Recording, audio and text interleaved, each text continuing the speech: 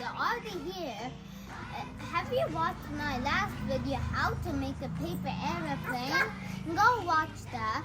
And by the way, fun fact about aeroplanes, did you know that you cannot use a phone on aeroplanes? Do you know why?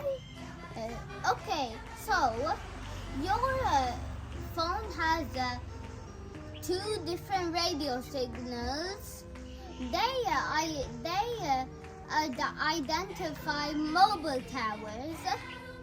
There is a big radio signal in our phones that gives the radio to the mobile towers and turns off.